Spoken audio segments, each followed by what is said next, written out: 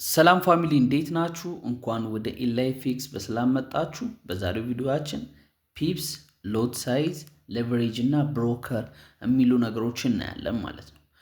ፒፕስ ማለት ምን ማለት ነው? ፒፕስ ማለት ማርኬት ላይ ያለውን እያንዳንዱን እንቅስቃሴ የምትለኩበት ሜዠርመንት ነው ማለት ነው።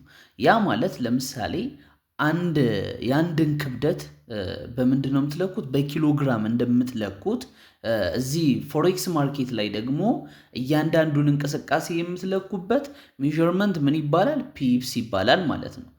በዋነኝነት ሶስት አይነት እንትኖች አሉ፣ ፒፕሶች መለኪያ ሜዠርመንቶች አሉ። የእነሱን ላሳያችሁ። ዩሮዩኤስዲ፣ ጂቢፒዋይ እና ኤክስኤዩ ዩኤስዲ ማለት ነው። ያ ማለት የጎልድም ማለት ነው። የእነዚህን የሶስቱን በዋነኝነት ላሳያችሁ ማለት ነው። ዩሮዩኤስዲ ላይ ከ1.0035 ወደ 1.0036 ሲንቀሳቀስ ፒፕስ የምንለው አራተኛ ዲጂት ከነጥብ በኋላ አራተኛ ዲጂቱን ፒፕስ እንለዋለን። ያ ማለት 1 2 3 አራተኛ ዲጂት። ይሄ ማለት ከአምስት ወደ ስንት? ወደ 6 ተንቀሳቀሰ። ስለዚህ በመሃሉ አሁን ስንት አለ? የአንድ ልዩነት አለ። ስለዚህ አንድ ተንቀሳቀሰ እንላለን። አንድ ፒፕስ ምን አለ? ተንቀሳቀሰ እንላለን ማለት ነው። ከአምስት ግን ይሄ ወደ 9 ቢንቀሳቀስ በመሃሉ ስንት ነው ያለ ማለት ነው? የሶስት ፒፕስ ማለት ነው። 3 ፒፕስ ተንቀሳቀሰ እንላለን።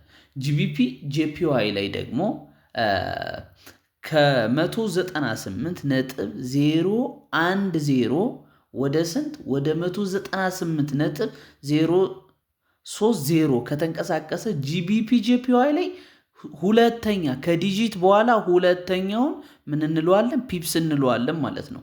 ያ ማለት ከአንድ ወደ 3 ሲንቀሳቀስ ሁለተኛውን ስለሆነ ፒፕስ የምንለው አሁን ስንት ተንቀሳቀሰልን? 2 ፒፕስ ተንቀሳቀሰ እንላለን ማለት ነው። ጎልድ ላይ ሲሆን ደግሞ ከ1990.2 ወደ 1990.3 ሲንቀሳቀስ የመጀመሪያውን ከነጥብ በኋላ የመጀመሪያውን ዲጂት ምን እንለዋለን? ፒፕስ እንለዋለን። ስለዚህ ከሁለት ወደ 3 ሲንቀሳቀስ እዚህ ጋር አንድ ፒፕስ ተንቀሳቀሰ እንላለን። ለምሳሌ ማርኬት ከ1990 ወደ 1991 ቢንቀሳቀስ በመሃሉ የስንት ልዩነት ይኖረዋል? የ10 ፒፕስ አለው ማለት ነው። ስለዚህ 10 ፒፕስ ተንቀሳቀሰ እንላለን ማለት ነው። ፒፕስ ማለት እንደዚህ ነው በቀላሉ። ምን ማለት ነው? ሜዠርመንት ማለት ነው። ሎት ሳይዝ ማለት ምን ማለት ነው? ሎት ሳይዝ ማለት ደግሞ እያንዳንዱን የምትገቡበትን ትሬድ ምን የምትሉ ገንዘባችሁን የምትመጥኑበት ነው። ሪስክ የምታደርጉበትን ገንዘብ የምትመጥኑበት ነገር ሎት ሳይዝ ይባላል። ያ ማለት ለምሳሌ ይሄ አንድ ሎት ሳይዝ ማለት ምንድነው? ስታንዳርድ ሎት አለ፣ ሚኒ ሎት፣ ማይክሮ ሎት አለ። ስታንዳርድ ሎት 1 ነው፣ ሚኒ ሎት 0.1 ነው፣ ማይክሮ ሎት 0.01 ነው። ያ ማለት በፒፕስ ፐር ፒፕ ማለት ነው። ፐር ፒፕ ምን ይሆናል ማለት ነው?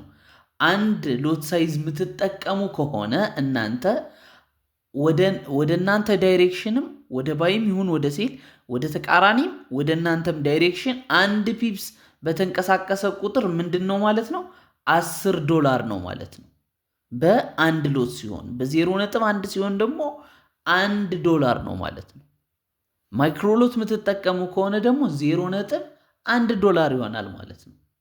ያ ማለት ለምሳሌ ማርኬት ወደ እናንተ አቅጣጫ ቢሄድላችሁና ፕሮፊት ቢገባ ማርኬት የተጠቀማችሁት ሎት ሳይዝ ሚኒ ሎት ቢሆን 100 ፒፕስ ከሄደላችሁ ስንት ነው?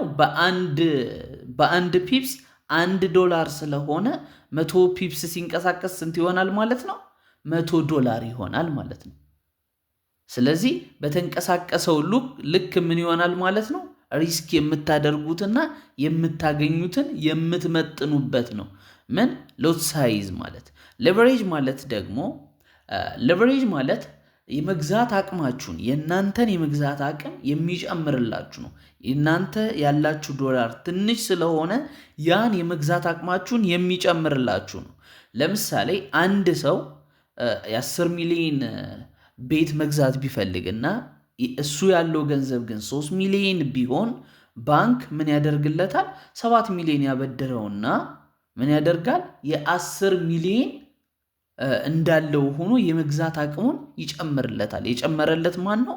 ባንኩ ነው ማለት ነው። ባንኩ 7 ሚሊዮን ጨመረለትና የእሱ 3 ሚሊዮን አለ፣ የ10 ሚሊዮን ቤት መግዛት ቻለ ማለት ነው።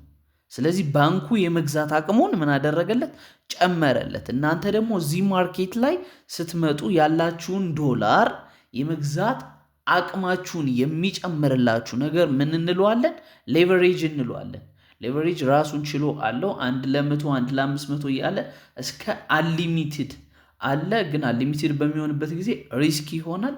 እሱን በሌላ ቪዲዮ እናየዋለን። ብሮከር ማለት ምን ማለት ነው? ብሮከር ማለት ደላላ ማለት ነው። እናንተንና ማርኬቱን የሚያገናኛችሁ ማለት ነው። ያ ማለት ለምሳሌ አንድ ሰው ገብቶ ባይ ሴል ሲል ልክ ባይ ስትሉ የእናንተን ባይ ያላችሁትን ኤክስኪዩት የምታደርጉትን ነገር ወደ ማርኬት ገብቶ ባይ የሚልላችሁ እሱ እናንተንና ማርኬቱን የሚያገናኛችሁ ብሮከር ይባላል። ብሮከሩ ደግሞ እናንተና ማርኬቱን ስላገናኘ ምን ያደርጋል? ከእናንተ ስፕሪድ ይወስዳል ማለት ነው። ስፕሪድ ይወስዳል። በዋነኝነት ኢትዮጵያ ውስጥ በብዛት የምንጠቀመው ብሮከር ኤክስነስ ነው። እሱን ሊንኩን ዲስክሪፕሽን ላይ አስቀምጥላችኋለሁ። ገብታችሁ አካውንት መክፈት ትችላላችሁ። ኤክስነስ አካውንት እንዴት እንከፍታለን፣ ብሮከር አካውንት እንዴት እንደምንከፍት በሌላ ቪዲዮ እሰራላችኋለሁ።